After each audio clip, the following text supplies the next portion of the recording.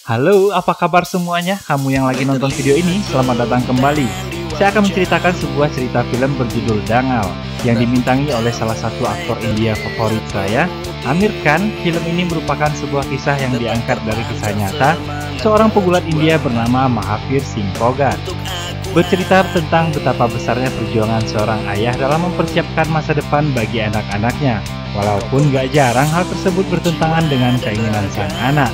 Tapi percayalah, orang tua mana sih yang tega ngejerumusin anaknya? Semua yang mereka lakukan pasti suatu hal yang terbaik bagi anak-anak mereka. Kisah berawal dari seorang pria bernama Mahavir Singh Phogat yang ditantang bergulat oleh seorang karyawan baru yang menganggap dirinya cukup ahli dalam bergulat. Pertarungan pun berlangsung setelah para karyawan lainnya menyingkirkan meja yang ada di sana. Gulat berlangsung tak lama karena dengan cepat Mahavir berhasil menjatuhkan lawannya sebanyak 2 kali.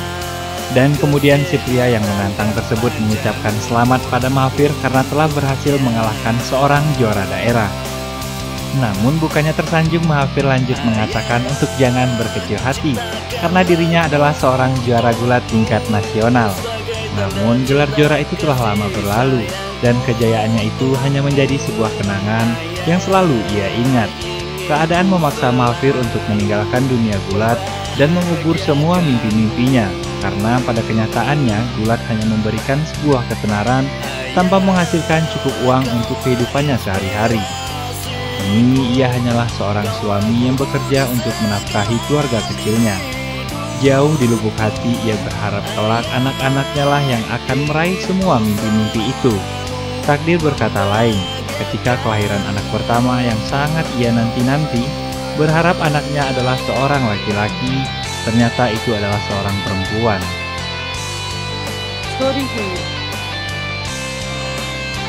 Lahir lagi anak kedua juga masih perempuan. Kemudian lahirlah anak ketiga yang juga berjenis kelamin perempuan. Begitu juga dengan anak keempat. Bukan tak menyayangi anak-anaknya, namun ia benar-benar sangat mendambakan memiliki seorang anak lelaki yang dapat ia jadikan seorang pegulat yang tangguh untuk meraih impian yang tak lagi akan bisa ia capai. Hari-hari berlalu begitu saja. Sekarang Mahavir sudah tak lagi memiliki ambisi dan ketertarikan pada dunia gulat. Ia menjadi sosok yang berbeda. Ia lebih pemurung dan tak banyak berinteraksi dengan orang-orang di sekitarnya. Hingga pada suatu ketika kedua putrinya Gita dan Babita berulah. Sebuah keluarga datang mengadukan perbuatan Gita dan Babita yang telah menghajar anak mereka hingga babak belur. Setelah keluarga itu pulang, kemudian Mahavir memanggil kedua anaknya tersebut dan bertanya apa yang telah Gita dan Babita lakukan. Seperti apa kalian melakukannya? Tanpa keraguan, kedua anaknya tersebut menceritakan secara rinci apa yang telah terjadi. Bagaimana mereka menyikut dan menjatuhkan anak laki-laki tersebut. Melihat hal ini, Mahavir tersenyum bahagia, seolah dirinya yang telah mati terlahir hidup kembali. Bagaimana kini emas tetaplah emas, tak peduli bagaimanapun wujudnya. Sejak saat itulah kedua anak perempuannya kini tak lagi mengurusi pekerjaan rumah. Istrinya mencoba mengingatkan, namun Mahavir tetap bersikeras dan meminta waktu 1 tahun untuk dapat mendidik kedua putrinya menjadi seorang pegulat wanita. Suatu pagi Mahavir mengajak kedua putrinya untuk makan makanan kesukaan mereka dan mempersilahkan mereka untuk makan sepuasnya. Dengan keheranan Gita dan Babita melihat kebaikan ayah mereka. Kemudian Mahavir mengatakan kalau ini adalah hari terakhir kalian dapat menikmati makanan yang kalian suka. Karena setelah ini kalian akan menjadi seorang pegulat dan tak akan lagi makan makanan seperti ini. Sejak saat itu setiap pagi Mahavir selalu melatih fisik kedua putrinya dengan sangat disiplin dan semakin keras setiap harinya. Orang-orang sampai tak habis pikir atas apa yang telah ia lakukan pada putrinya. Namun ia yakin bahwa kedua anaknya akan berhasil menjadi pegulat wanita yang tangguh. Dibantu oleh keponakannya Omkar, ia terus melatih Gita dan Babita hingga akhirnya kedua putrinya tersebut merasa tak kuat lagi dan mengeluh bahwa gulat ini tak akan ada gunanya. Mereka beralasan semenjak mengikuti gulat kini mereka selalu kelelahan dan rambut mereka pun rusak. Tapi bukan Mahavir namanya jika harus menyerah saat ini. Keesokan pagi, ia memanggil seorang tukang cukur untuk memangkas rambut Gita dan Babita layaknya seorang laki-laki. Kesedihan dan rasa malu terpancar dari wajah mereka. Kini mereka memutuskan untuk menyatakan perang pada ayah mereka. Setiap hari mereka mengatur siasat agar dapat mengakali ayahnya agar tak mengikuti latihan, mulai dari memperlambat jam beker ayahnya hingga mensabotase listrik agar mereka tak harus latihan lagi di malam hari. Suatu hari, Gita dan Babita diam-diam pergi ke pernikahan sahabat mereka ditemani Omkar. Di sana Mahavir sangat marah sekali dan ia menampar keponakannya Omkar di depan banyak orang. Walaupun Mahavir adalah sosok yang keras, tapi tak sekalipun ia pernah memukul kedua putrinya. Kemudian kedua putrinya itu curhat pada temannya atas perlakuan yang mereka terima dari ayah mereka yang seolah tanpa belas kasihan selalu memaksa mereka untuk latihan dan memperlakukan mereka seperti budak, bukan seperti ayah pada anaknya. Sehingga mereka sangat merasa kelelahan. Tapi sahabatnya mengatakan bahwa kalian adalah putri yang beruntung. Seandainya aku dilahirkan kembali, aku akan meminta orang tua seperti ayah kalian yang memikirkan masa depan dan nasib putrinya. Tak peduli cemoohan orang yang ia terima demi masa depan anak-anaknya.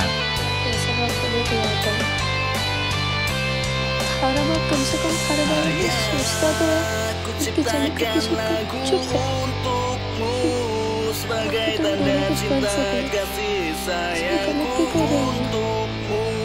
Tak seperti orang tuaku yang menikahkanku dengan seorang pria yang tak aku kenal, agar mereka segera terlepas dari tanggung jawab, padahal saat ini usiaku masih 14 tahun. Mendengar perkataan teman-temannya tersebut, sontak Gita dan Babita tersadar. Semenjak saat itulah ia akhirnya benar-benar menyukai dunia gulat dan melakukan setiap latihan demi latihan, bahkan tanpa diminta oleh ayah mereka. Suatu hari ketika dirasa sudah cukup siap dengan semua latihan yang telah mereka lalui, kemudian Mahavir mendaftarkan Gita pada sebuah pertarungan gulat sungguhan, di mana semua lawan-lawannya adalah seorang pria. Bukannya memilih lawan yang lemah, tapi Gita malah memilih untuk menghadapi seorang pria berotot yang menurutnya terkuat dari semua lawan-lawan yang ada. Walaupun akhirnya Gita harus kalah, namun ia telah menunjukkan perkembangan yang cukup pesat dari latihannya. Dan itu membuat ayahnya merasa senang. Kemudian Gita mulai terbiasa dengan pertarungan. Ia lalu meminta ayahnya untuk selalu didaftarkan dalam semua kompetisi gulat yang pada akhirnya Gita selalu meraih kemenangan demi kemenangan dalam setiap kompetisi gulat yang ia ikuti. Bahkan pria yang pernah mengalahkannya bukanlah lawan yang sepadan bagi Gita kini. Namun semua pencapaian itu bukan tanpa pengorbanan. Setelah mendapat kesempatan untuk menjadi perwakilan dari sekolahnya, Mahavir kemudian meminta izin kepada kepala sekolah agar dapat memberi cuti selama 2 bulan sebelum bertanding, agar Gita dapat meningkatkan kemampuannya lebih baik lagi. Tapi kepala sekolah tak mendukungnya sehingga Mahavir harus berhenti bekerja dan mengorbankan ekonomi keluarganya demi bisa mencocokkan waktu agar dapat melatih anaknya itu. Mencoba meminta bantuan dari komite olahraga untuk sebuah matras pun tak berhasil. Mereka tak mau membantunya dengan alasan tak ada biaya untuk seorang pegulat wanita.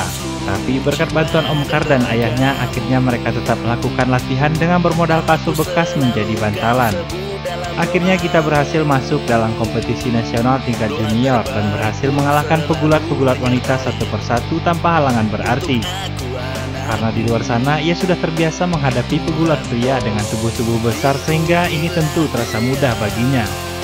Setelah melalui pertarungan demi pertarungan, akhirnya kita berhasil keluar sebagai pemenang dan menjadi juara dalam kompetisi gulat junior wanita tingkat nasional. Kini kita telah tumbuh dewasa, seorang juara gulat wanita junior telah beranjak menjadi seorang pegulat wanita dewasa yang siap mengikuti kompetisi gulat wanita senior tingkat nasional, dan ayahnya Mahavir kini terlihat semakin tua, namun dengan semangat yang selalu membara untuk masa depan yang cerah bagi putri dan keluarganya. Gita dewasa kini menjadi seorang pegulat mematikan yang sangat ditakuti lawan-lawannya. Medali demi medali tak pernah lepas dari tangannya. Dengan bangga Mahathir menatap putrinya yang sangat ia cintai. Ini mimpi yang sedari dulu ia perjuangkan, menanggung cemooh dari orang-orang terbayarlah sudah. Impian terakhirnya kini hanyalah ingin melihat gadis tangguh kebanggaannya itu dapat mengikuti kompetisi internasional membawa nama negaranya. Namun untuk mewujudkan hal itu ia harus mengikhlaskan putrinya untuk masuk ke asrama pelatihan nasional, di mana ternyata setelah masuk akademi tersebut ia tak akan lagi dapat melatih putri tercintanya itu. Gita! 90 डिग्री का एंगल होना चाहिए। 90 जिसने सिखाया तुझे? मैं मत करो।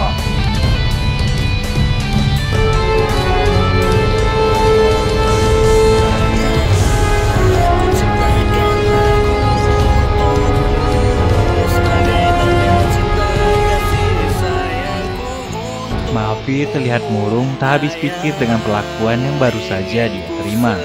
Ia merasa kesal dan seolah apa yang telah ia lakukan selama ini menjadi tak berarti sama sekali di mata pelatih itu. Sementara Gita tengah menikmati keberadaannya di tempat yang baru. Ia belajar dan melihat banyak hal di sana yang dulu tak pernah ia peroleh di kampung halamannya.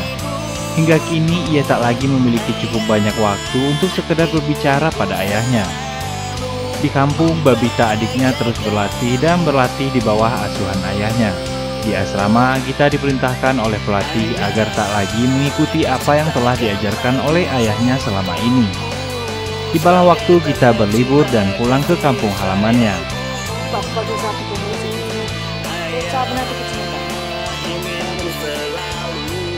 Suatu hari saat dalam latihan, ia mengkoreksi gerakan yang dilakukan Babita karena menurutnya gerakan tersebut sudah ketinggalan zaman. Tanpa ia sadari, ayahnya Mahathir ternyata juga ada di sana, kemudian bertanya apa yang salah dengan gerakan yang selama ini telah berhasil membuatnya menjadi sang juara. Lagi-lagi ia mengatakan kalau gerakan ini salah, dan teknik baru yang diajarkan sang pelatih lebih baik tanpa ia memikirkan perasaan sang ayah.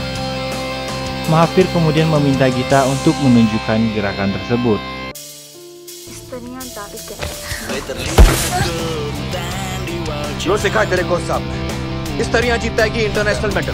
Tak terima menjadi bahan tertawaan, kemudian Gita menantang ayahnya yang sudah tua itu untuk bergulat. Dengan usianya yang sudah tak muda lagi, terlihat wajah tua Mahathir tak sanggup mengimbangi kelincahan dan kekuatan putrinya itu. Ia terus berjuang dan menahan rasa lelahnya agar putri kebanggaannya tahu bahwa teknik yang telah ia ajarkan adalah teknik terbaik. Hingga akhirnya nafasnya tak sanggup lagi. Mahathir kalah dan tak dapat berkata banyak lagi. Sementara Gita semakin angkuh dengan teknik barunya. Namun anaknya Babita sadar bahwa bukan teknik ayahnya yang salah, melainkan usianya lah yang salah. Ini ia tak muda lagi.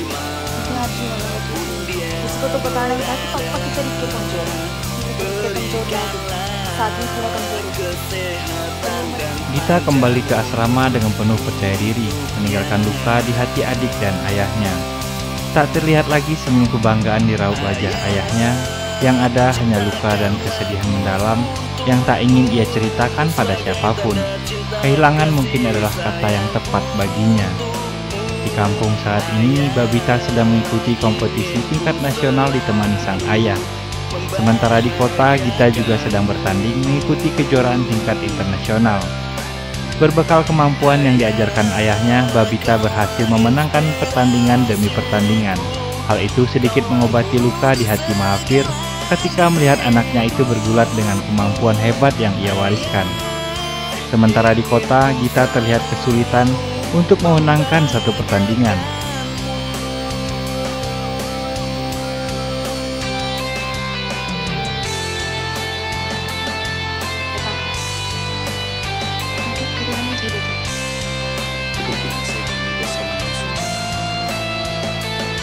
Setelah kegagalan demi kegagalan dalam ajang internasional, Gita akhirnya menyadari sebab kegagalannya.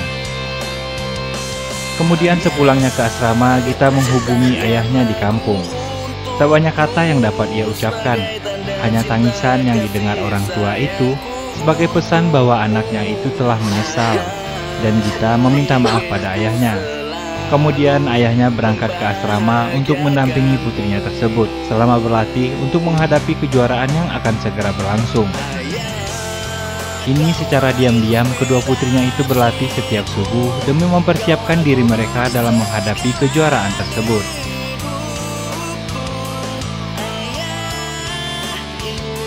Masalah datang ketika penimbangan berat badan. Gita yang selalu kalah dalam kelas 55 kilo seharusnya akan bergulat di kelas 51 kilo dan menurunkan berat badannya. Tapi itu tak ia lakukan karena ayahnya yakin Gita akan kembali menang dalam pertandingan di kelas 55 kilo. Kemudian sang pelatih mengadukan mereka ke komite olahraga dan meminta mereka untuk didiskualifikasi karena tidak mengikuti arahan yang telah diberikan padanya.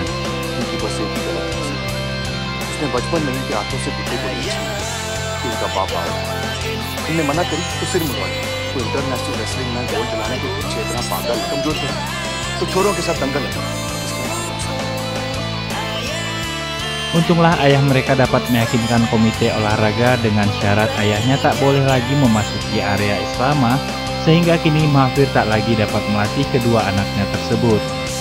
Tak kehabisan akal, kini Mahathir mempelajari setiap gerakan calon lawan dari putrinya lewat sebuah video yang ia putar di tempat pemutaran film dewasa, untuk kemudian mengatakan pada Gita di mana titik kelemahan petarung yang akan menjadi lawannya nanti. Tetap terpancar semangat berjuang untuk aku dan anakku. Indonesia. Pertandingan antar negara pun dimulai. संस्कृतियों की झलक दिखलाता मेजबान देश Bharat. Kali ini kita berjuang keras untuk memenangkan pertandingan ini. Gita के मुकाबले हार जाएंगी।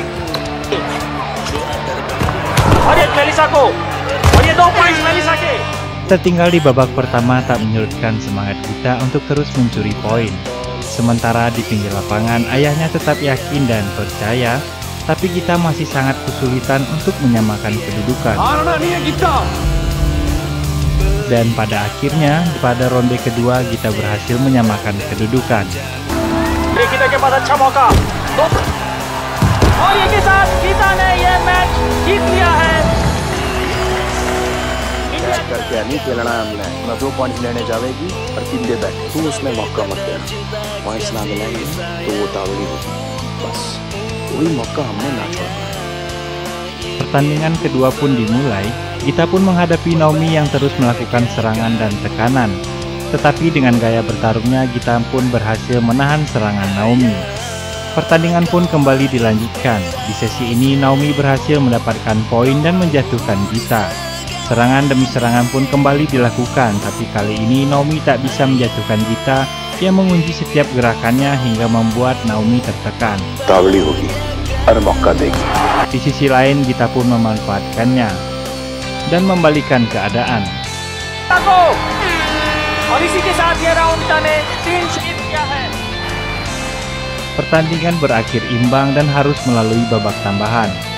Wasit pun melemparkan koin. Keberuntungan tak berpihak pada Gita, ia harus ada di posisi bertahan, yang mana hal itu sangat kecil kemungkinan untuk menang. Second defend करें और इस पोजीशन में नाओमी के खिलाफ और ये गेंद शुरू गीता डिफेंड करते हैं। गीता थोड़ी सी मुश्किल में और ये गीता का शानदार डिफेंस अटैक और ये गीता ने पॉइंट्स को इस मुकाबले में गीता के जीतने की किसी को कुछ खास उम्मीद नहीं। Akhirnya Gita berhasil meraih kembali kemenangannya dengan penuh emosional. Berlanjut ke pertandingan berikutnya, Gita akan berhadapan dengan Angelina Watson, seorang pegulat asal Australia. Pertandingan final kali ini tentu akan jadi pertarungan yang sangat berat, karena sebelumnya Angelina Watson pernah mengalahkan Gita sebanyak 2 kali. Di sisi lain, pelatih Gita yang tidak suka dengan keberadaan ayahnya merencanakan sesuatu dengan mengunci ayahnya di dalam ruangan dan tidak dapat menyaksikan jalannya pertandingan. Pertandingan final pun dimulai. Gita berhasil menjatuhkan Angelina dan memenangkan pertandingan di ronde pertama. Menyadari ayahnya tidak ada di kursi penonton, Gita mulai kehilangan konsentrasi sehingga membuat Angelina berhasil memojokkannya dan membangun serangan demi serangan. Ronde ketiga dimulai, waktu tersisa 13 detik dan Gita tertinggal 4 poin dari Angelina. Di menit yang krusial, Gita teringat pesan ayahnya dan langsung mengeksekusi gerakan tidak mudah dilakukan.